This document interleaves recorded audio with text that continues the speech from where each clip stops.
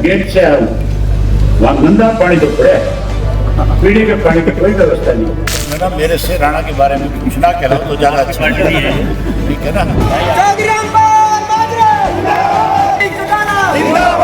हम गेहूं तो बेचने आए थे, कोई किसी प्रकार की आपत्तिजनक चीज फीम, दारू, बीन, गांजा, सुल्फा बेचने नहीं आए।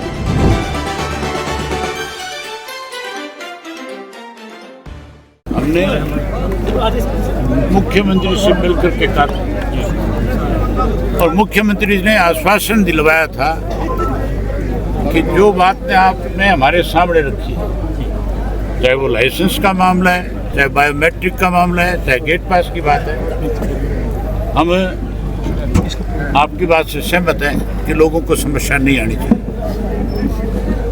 हमें विश्वास दे करके भी मुख्यमंत्री अपनी बात से बदल गए। आड़तियों के लाइसेंस तो इन्होंने एन आखिरी समय पे रिन्यू करने का काम किया है। जब हमने महामहिम से समय मांग लिया मिलने का, और महामहिम के पास जब हम मिलने गए तो महामहिम ने भी सरकार से कहा और हमारे मिलके आने का भी सरकार के ऊपर दबाव बढ़ा।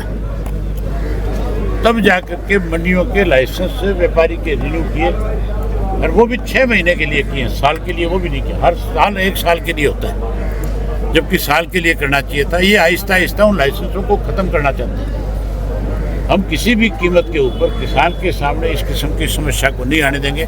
उसके लिए तो हमें कितनी भी बड़ी लड़ाई लड़नी पड़े।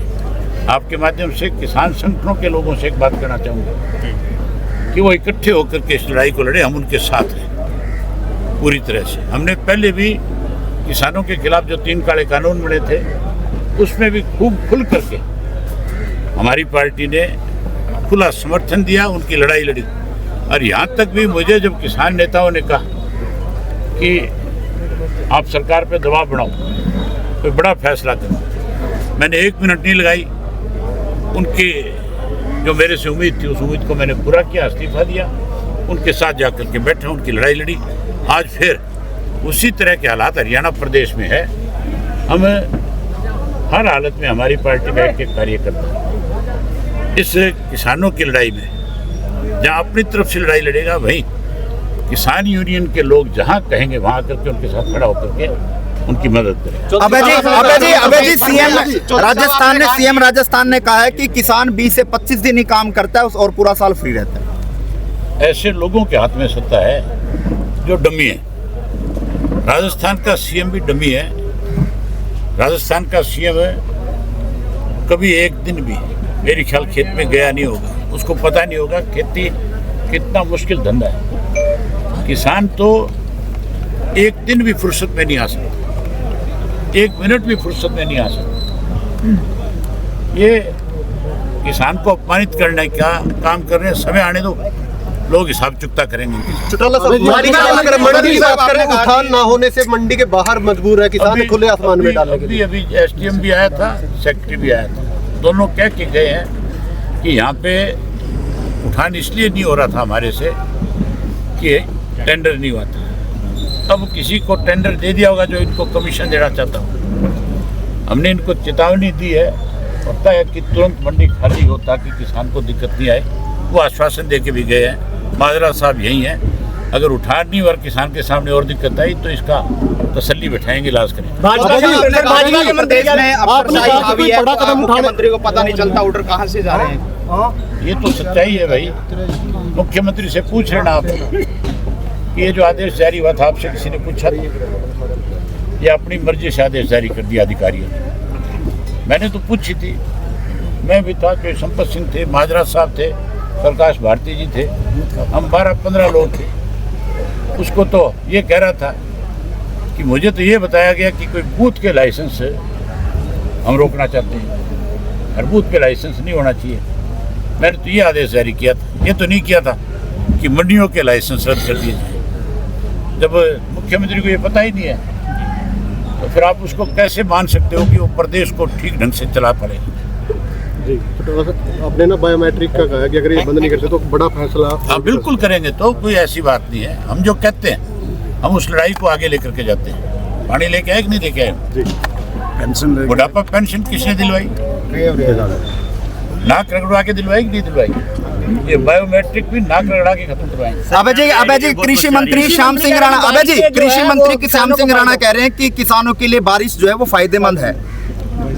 अब तुम है ना मेरे से राणा के बारे में कुछ ना कहलाओ तो ज्यादा अच्छा है, ठीक है ना? ठीक है, पुराने साथी रहे हैं अभी सर। तो जो लड़ाई हम लड़ रहे हैं वो लड़ने दो हमें। सर आपके लिए इस प्रकार के कानून लेके आए कि पहले तो ट्रैक्टर आएगा, ट्रैक्टर का नंबर होगा, फिर उसके साथ फोटो होगी, फिर गेट पास होगा, फिर बायोमेट्रिक होगा, फिर उसके में निशान अंगूठा मिलाएंगे और फिर आंखों की पुतली मिलाएंगे। जब ये संतुष्ट हो जाएंगे तब जाकर के आपकी गेहूं खरीदेंगे। तो साथियों समझ में नहीं आ रहा कि बायोमेट्रिक करने की जरूरत क्या है। ये प्रश्न अभय सिंह चौटाला ने किया। प्रोफेसर संपत सिंह ने प्रदेश के मुख्यमंत्री से पूछा आखिर ये बायोमेट्रिक प्रणाली क्यों लेके आए? जवाब मिला कि धान घोटाला हो गया था। धान घोटाला किसी किसान ने नहीं किया था, किसी मजदूर और मजलूम गरीब ने नहीं किया था। धान घोटाला बड़े अधिकारियों ने, बड़े नेताओं ने और सेलर के मालिकों ने किया और लगभग 5,000 करोड़ का था। ठीक इसी प्रकार से क्या वो किसान थे जिसने शराब घोटाला किया था? क्या रजिस्ट्री घोटाला इस प्रदेश में हुआ, 800 से ज्यादा कर्मचारी दोषी माने गए, उसमें कोई किसान था?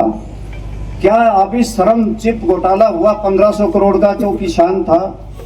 IDFC का घोटाला हुआ 590 करोड़ का, क्या किसी किसान ने किया था? पंचकुला नगर निगम में 160 करोड़ रुपए चले गए, क्या वो किसान ने किए थे? परंतु करता कोई है, करते भारतीय जनता पार्टी के लोग हैं और दोषी किसान को मानते हैं। हम गेहूं तो बेचने आए थे, कोई किसी प्रकार की आपत्तिजनक चीज, फीम, दारू, भीम, गांजा, सुरपा बेचने नहीं आए।